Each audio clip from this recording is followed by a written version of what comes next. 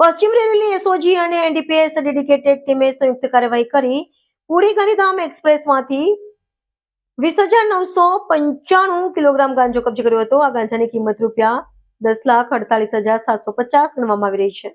મળતી માહિતી પ્રમાણે વડોદરા રેલવે એસઓજીના police sub inspector HP Raviya અને તેમની ટીમ પુરી ગાંધીધામ એક્સપ્રેસમાં પેટ્રોલિંગમાં હતી. આ દરમિયાન ટ્રેન બારડોલી સ્ટેશન પસાર કરી સુરત તરફ આવી રહી હતી ત્યારે કોચ નંબર S5 અને S6ના કોરિડોરમાંથી 3 શંકાસ્પદ બેગ મળી આવ્યા. તપાસને આગળ ધપાવતા S5 કોચના બાથરૂમ નંબર 3ની ઉપરના પાટિયાના બોલ્ટ ખોલી તપાસ કરતા તેમાંથી વધુ 3 હાથ થેલીઓ મળી આવી. પોલીસે તમામ બેગની તપાસ કરતા તેમાંથી 20,975 કિલોગ્રામ ગાંજો મળી આવ્યો, જેની બજાર કિંમત ₹10,48,750 થાય છે. પ્રાથમિક તપાસ મુજબ કોઈ અજાણ્યો ઇસમ આ જથ્થો પરપ્રાંતમાંથી આર્થિક લાભ માટે લાવ્યો હતો, પરંતુ પોલીસના ચેકિંગના ડરથી મુદ્દામાલ બિનવારસી હાલતમાં છોડીને નાસી છૂટ્યો હતો. આ અંગે સુરત રેલવે પોલીસ સ્ટેશનમાં એનડીપીએસ એક્ટની વિવિધ કલમો હેઠળ ગુનો નોંધી વધુ તપાસ હાથ ધરવામાં આવી છે.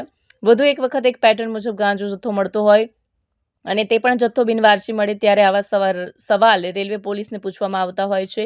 ભૂતકાળમાં રેલવે પોલીસના કેટલાક કર્મચારી આવા નેટવર્ક સાથે કનેક્શન હોવાની ચાર્ટ ઉઠવા મળી હતી અને એને અનુક કર્મચારીને બીજા ડિવિઝન બદલી થઈ છે, છતાં પણ નેટવર્ક સાથે જોડાયેલા હોય છે. આ બાબતે રેલવેના ડીજીપી ડોક્ટર KL રાવ સમગ્ર ઘટનાની તપાસ કરાવે તો ઘણું અણસત્ય સાથે સત્ય બહાર આવે તેવી શક્યતા છે.